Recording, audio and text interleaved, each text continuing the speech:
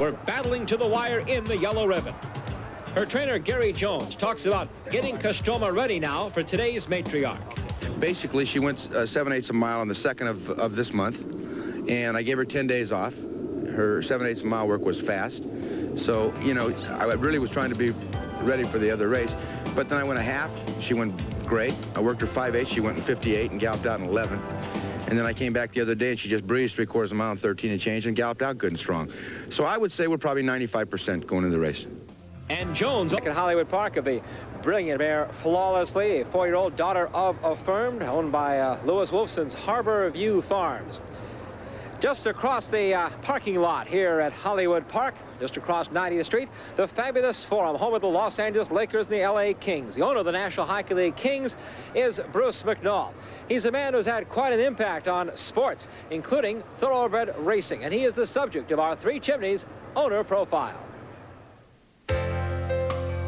This collage in the office of Bruce McNall does a good job of capturing the person who is one of America's most diverse and progressive entrepreneurs. From dealing in ancient coins and antiquities to his ownership of the Los Angeles Kings of the National Hockey League, the Toronto Argonauts in Canadian, the leader, Ask Anita. Most of the way up front, but here on the inside in red, Creaking Board, the 2-to-1 favorite in a field of 10, with Kent DeSormo exploding to the lead and drawing away from Ask Anita with Zuniqua third on the outside. Creaking Board was making her second start in the United States after several races in France. She's now trained by Bobby Frankel. The winning time, 1:35.3.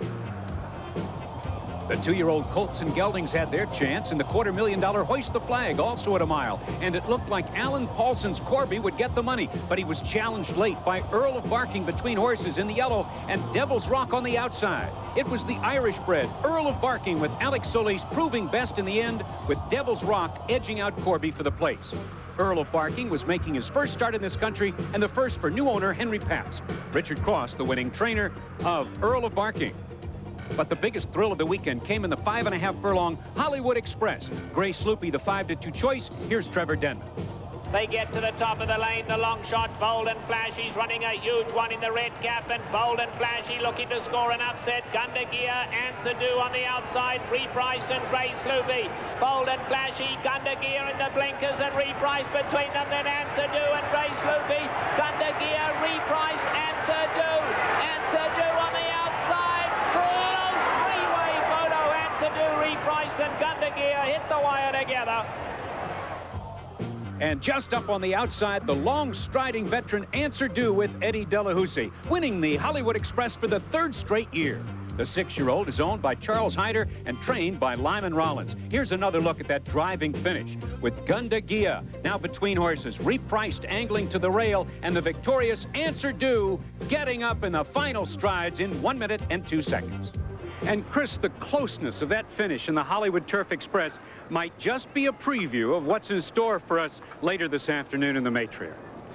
Seem only fitting, Dave, to have that kind of finish with so much on the line. You're looking at the nation's leading money-earning rider, Kent DeSormo. He has decided not to ride the Yellow Ribbon winner Superstaff, but ride Kostroma. And there is Pat Valenzuela with jockey cam mounted on his helmet. You'll see him and ride with him on Campagnard, the 3-horse in the Matriarch. Pat Valenzuela is up. You'll be riding with him. Jockey cam on ESPN in the Matriarch when we continue from Hollywood Park. Are you the one chance that we'd get yet this year to try her on the grass? If she, you know, if she'll bounce back and come back on the grass, it would be another option for her to continue her career. Did you prepare her any differently for this grass race than the dirt encounter? No, we didn't. We weren't really looking for this spot. Like I was kidding you earlier, it's kind of like going from the conference schedule to the Final Four. We jumped right in. I mean, you couldn't hook them up any tougher than this, and it's probably not an ideal spot, but she has very few conditions, and we're either going to have to run her back on the dirt with another bunch like this or hook them in today, and it's a big pot, too. She's already won $1 million. Wayne Lucas, the trainer of Light. Now back to you, Chris. Thank you. I'm sure that analogy with the Final Four wasn't lost on his friend Bobby Knight watching. Let's take a look at the post parade for the Matriarch. This is Sporadis.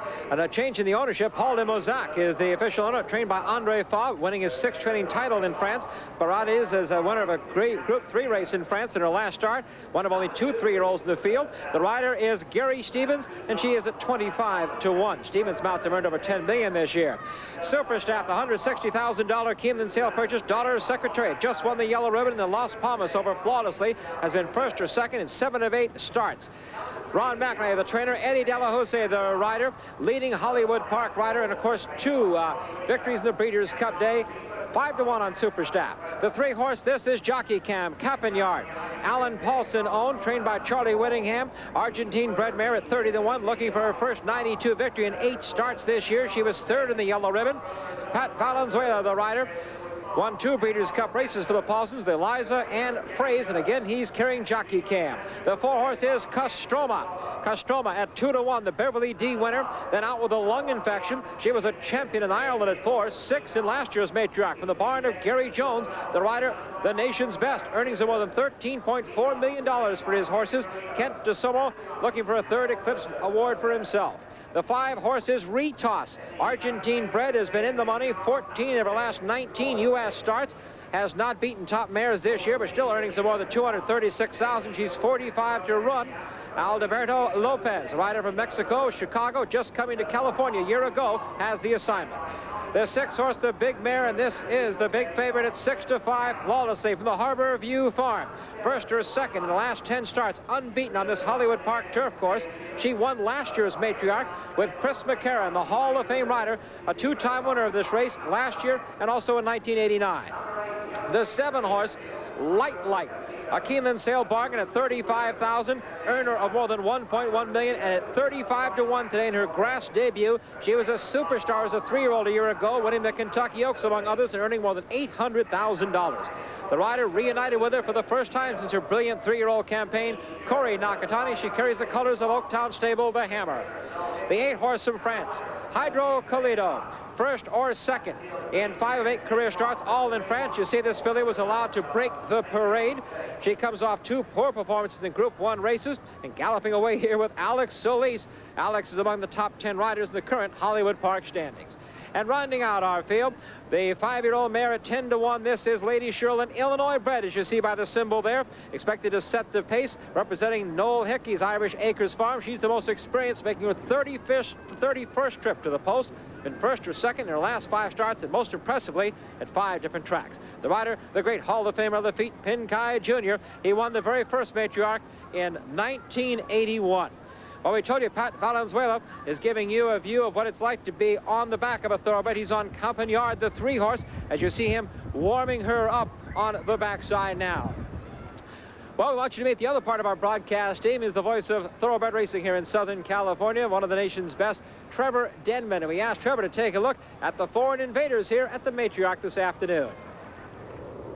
We've had such a proliferation of European horses coming into California over the last decade that Southern California fans like to think we're pretty adept at picking those winners. Well, there are a number of facts you have to look at. First of all, of course, their overseas form. They need to have a time form rating of at least 125 to be competitive at this level. The best horse in Europe has a time form rating of round about 135, so they have to be within 10 pounds of the best over there.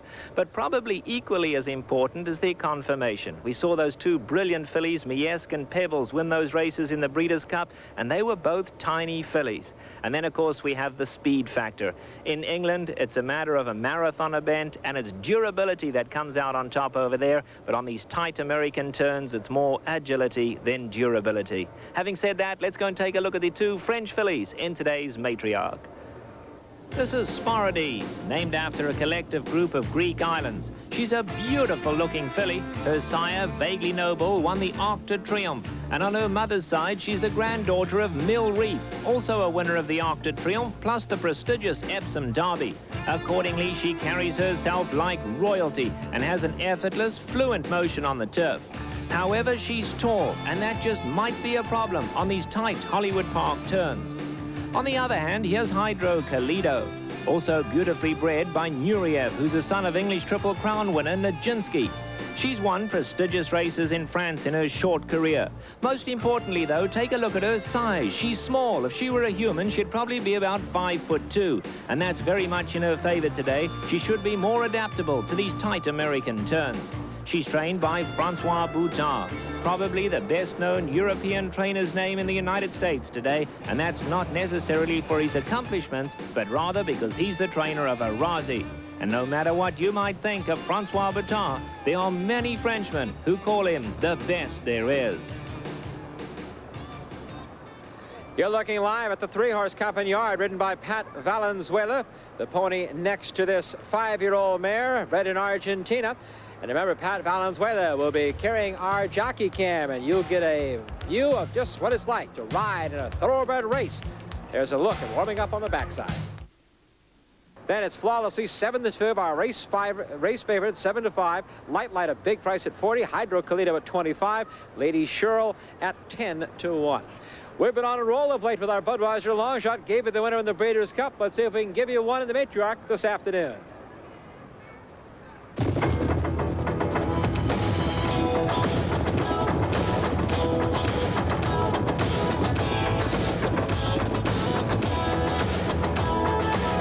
With today's Budweiser long shot, we went back to the first rule of racing. Pace makes the race, and that pointed us to Lady Sherrill. Now, the big three have been trading victories, so while you're studying the astrological signs of the riders to see which one has the best chance for a lucky trip, just remember, Lady Sherrill with superb new rider Lafitte Pinkai Jr.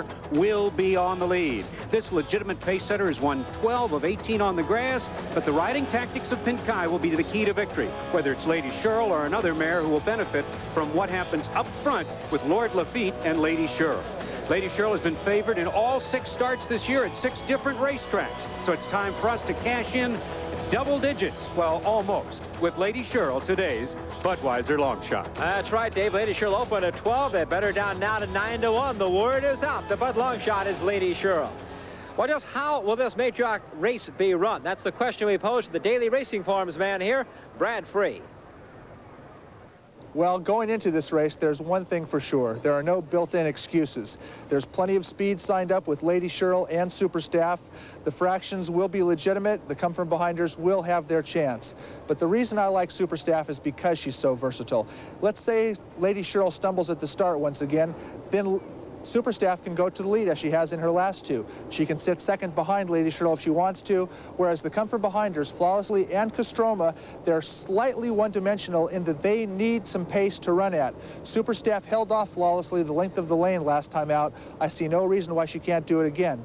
The one thing about Castroma, she's the X factor in the race because the final 16th of a mile, she can light the afterburners like no mare that I have seen in the last 10 years. She will be flying. I still like Superstaff to beat Castroma Flawlessly at close third. Well, they've announced it's now post time as you look at Superstaff. Brad Free's pick with the racing form, that Keeneland sale purchase. Dave Johnson, we know how the race will be run. Let's talk about the course that will be run over this afternoon. Well, the first thing you're going to notice as we take a look at the diagram is that it starts out of a chute, a diagonal chute, nearly 1/8 of a mile to the main oval, which is 1 mile and 45 feet in circumference. A long run down the back stretch, and the home stretch is 990 feet. Now, there's a widely held theory with data to back it up that with the rails down, as it is today, the front runners don't make it home wire to wire as often as they do over across town at Santa Anita. So let's see what happens here. There you see the starting gate set up in the chute there, and going in right now is the 4-horse Castroma. Remember, our thrifty car rental jockey cam is on the 3-horse Campagnard, and Pat Valenzuela carries it. Yeah. You see Patrick right now as he turns Campagnard away from the gate momentarily, back towards the stands in the shadows here now coming in at Hollywood Park, and now he approaches the starting gate with our thrifty jockey cam. All right, Pat Valenzuela's in. We're ready for the call. Let's go to the top of the stands. Trevor Denman. Thank you, Chris. Wait, boss, wait. Last one left to load now for the Matriarch is Lady Sherrill. She goes in quietly. They're all set. Field for the Matriarch, sent on their way. They came off to a beautiful start. Kostroma immediately pulls her way to the lead. Lady Shirl being restrained on the extreme outside. Flawlessly is right there. Campanard showing good early speed, and Superstaff down at the rail. Now Light pulling her way up in the black colours to race in second. Just behind the leaders comes Hydro Kalido, racing only 5 lengths off them. Campanard's taken back now. Down at the rail comes Sporides, and Ritas is last, 8 off them. They head to the 3/4 pole, and it's Kostroma making her own pace, just going along comfortably on the lead. Has it a length and a half. Lady Shirl on a stranglehold second. Then comes Light. Superstaff scrapes the paint in 4th. They're going slow, though. Superstaff's 2 off them. Flawlessly's 5th. Sporides and the Stripes is in 6th. In behind that comes Hydro Kalido. Here's Campanard with Pat Valenzuela in the white colours, back second last. Seeing a lot of horses out there. Got about 6 lengths to make up, and Ritas is running up on her outside. They have a half-mile left to go in the Matriarch. Kentasormo committed to go on here with Kostroma, but he's got to be happy with the pace. They're just going a steady one. He leads it a length to Light. On the outside is Lady Shirl. Eddie Dalahousie looking for room at the rail now with Superstaff. She's keen to kick on. Flawlessly in the pink colours, racing in 5th, 4 lengths off them. Then Sporides, Ritas, Hydro Kalido, and Campanard is last. At the top of the lane, and Kentasormo pushes the button on Kostroma, and she takes off. And just look at the acceleration of Kostroma. But Superstaff is top, and here's Flawlessly. The 3 horses to dispute the Eclipse Award. Kostroma, Superstaff, Flawlessly, but Flawlessly comes sweeping by in the centre of the track, and Flawlessly's back to her best under Chris McCarron. She wins the Matriarch from Superstaff. Kostroma didn't have it the last 16th and dropped back to run 3rd. And Campanard certainly came flying late there to be 4th. Well, a coffee bog finish. The 3 horses the fans said would run 1, 2, 3 do run 1, 2, 3. Flawlessly sat patiently in behind them, exploded at the top of the lane, and Chris McCarron and Charlie Whittingham have an Eclipse Award mare here in Flawlessly. Chris? Thank you, Trevor. So much of the conversation here at Hollywood Park this past week has been that Charlie Whittingham has not had a Charlie Whittingham type year. Well, this has got to make the Bald Eagle feel awfully good. Flawlessly. What a brilliant job he's done with this mare, Dave. Owned by Lou Wolfson at Harbor View Farm. Charlie Whittingham trains her unbeaten on this Hollywood Park turf course, and what a finish. And it was interesting from the word go. You know, it was surprising to see Kostroma up early. But DeSormo is the kind of a rider who's aggressive when he feels that the fractions aren't what they should be. And it was Flawlessly, Superstaff, and Kostroma. Just like we set it up. Flawlessly, the brilliant daughter of the 1978 Triple Crown winner Affirmed. You're looking at what would appear to be the Eclipse Award-winning filly mare of 1992, winning the Matriarch. Wait. Sired by Affirm, the Triple Crown winner of 1978, owned by Louis Patrice Wolfson, their Harbor View farm. We know the Wolfsons didn't make it here today. I'm sure they're watching and enjoying to see their colors coming into the winner's circle for the Matriarch. And it looks like they'll have to make plans to come out here, though, sometime in February for the Eclipse Awards presentations.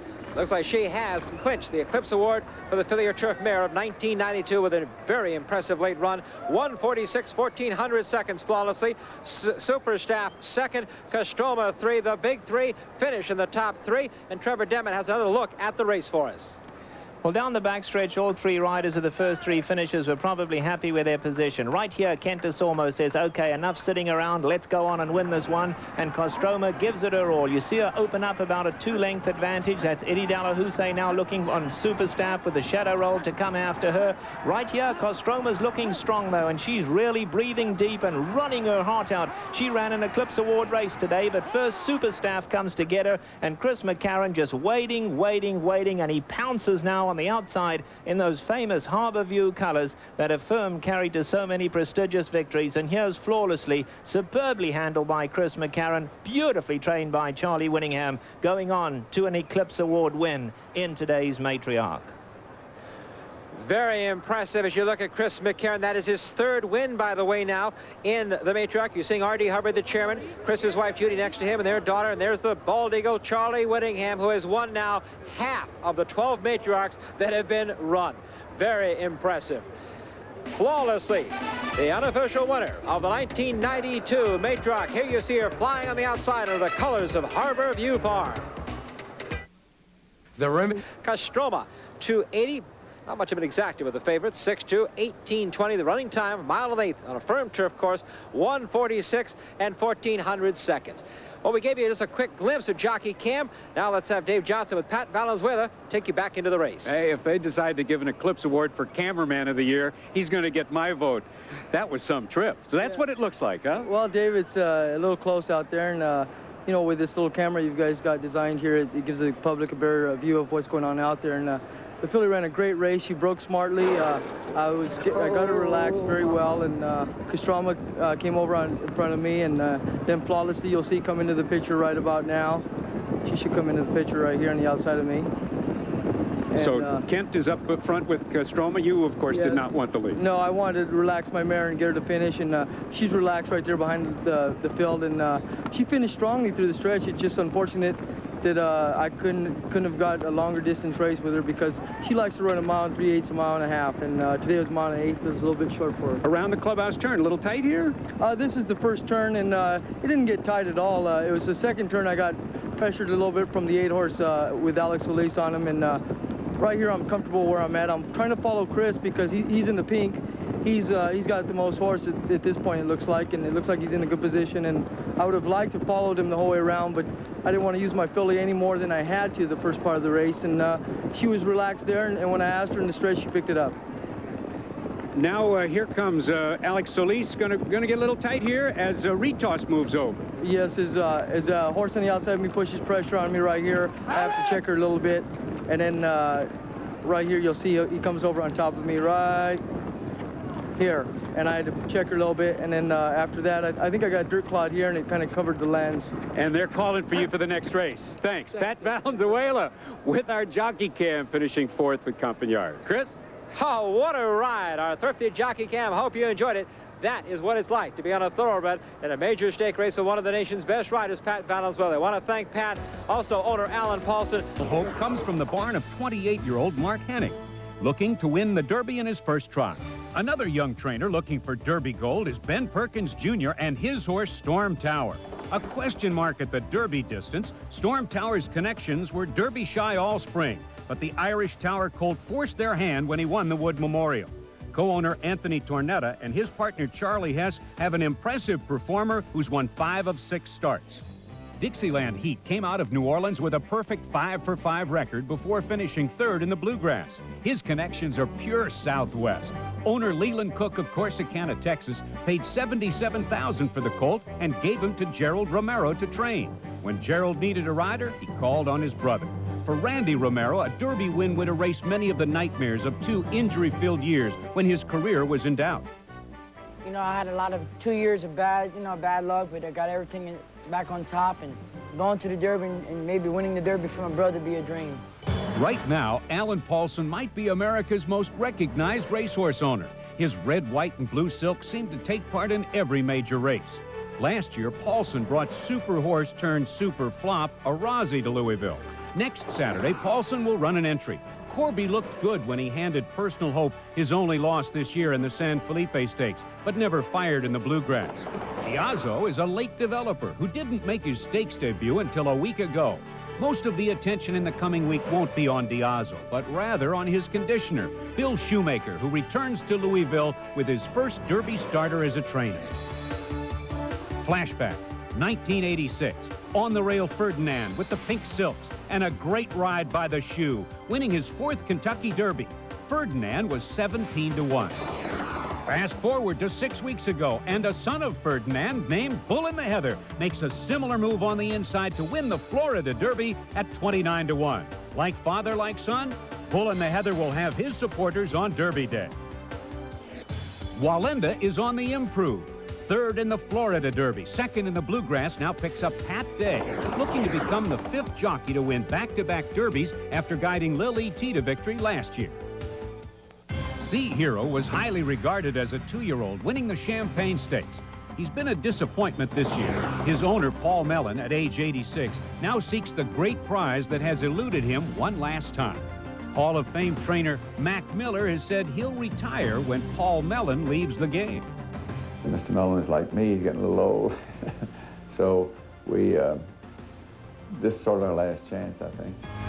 So the great race is only 1 week away. Will it be a favorite or one of the long shots? Each with a chance at what shapes up as one of the most wide-open Kentucky Derbies in memory. How wide open is it? Well, Mike Battaglia, who'll be making the morning line for the Derby, has favored us with his odds as of today for the big race. And here they are. The favorites, as he sees them, are 4. Prairie Bayou, Personal Hope, Storm Tower, and Union City. No other horse at less than 10 to 1. And look, there's some very good horses in there, from Bull in the Heather to Dixieland Heat, and even back here, Sea Hero and Toss of the Coin, Truth of It All. All of those horses, it would seem, have a chance to win the race, but there they are at 20 and 30 to 1. Now, Steve Cawthon, who won this race as an 18-year-old and went on to win the Triple Crown, will be working with us next week, and he was scheduled to be with us today. However, they say that life is what happens while we're making other plans, and just a few hours ago, Steve's wife, Amy, gave birth to their first child, a daughter, Caitlin Rose, weight 6 pounds, 14 ounces. So congratulations to Steve and Amy. Now let's bring in a young man named Mark Hennig. At the age of 28, Mark is one of the youngest trainers here. Should he win with his horse, Personal Hope, the favorite for the Kentucky Derby, he'd be one of the youngest trainers ever to win the great race. But in another sense, Mark, you're an old-timer here. First of all, you were born in this area. You went to the races here. Your dad took you around. But perhaps even more important, you've come 5 times to the Derby as an assistant to Wayne Lucas. Does that give you an advantage, you think? Well, I feel it does, Jim. I had the opportunity to be here with Wayne. I understand all the hoopla that's involved with the Derby. I've had a big opportunity to handle the press working for Wayne all over the country, and had I not had that opportunity, it would probably be a little overwhelming to me. How much of a strain is that madhouse on the backstretch every morning from 6 o'clock to 9 o'clock next week? Well, you get accustomed to it. It hadn't been bad yet this week, but I'm sure it'll get a little worse. But you just got to know when to take, when you get a little strung out, you just got to go in the room, sit down for a few minutes, and take a deep breath. Come back and do it again. What about the fact that your horse has very good early speed? Does that give him an edge in a great big field like it looks like we're going to have? Well, yeah. Anytime you've got natural speed in a big field like this, you want to let him get out there and get some position instead of having to fight through all the traffic. If there's 20 horses Saturday, we're going to have a big edge, not having to weave our way through around the final turn. But is there a danger that maybe you and your horse and Rockamundo and Storm Tower might get hooked up in a killing speed duel? Well, most definitely, yeah. Those things can happen, and that's why it becomes a rider's race, you know, and post position becomes very important in a race like this because, you know, if we get the 20 hole and Storm Tower's in the 5, he's going to have a big edge on us. Good luck next Saturday in the Kentucky Derby. Well, that will be quite a day. Saturday, the day of days, as we said earlier. Be sure to be with us for that first leg of the Chrysler Triple Crown Challenge, the Kentucky Derby, next Saturday, live, 4:30 Eastern on ABC's Wide World of Sport. We were in there watching him running the Palm Beach, and I said to him before the race that day that this is the best horse I've ever had.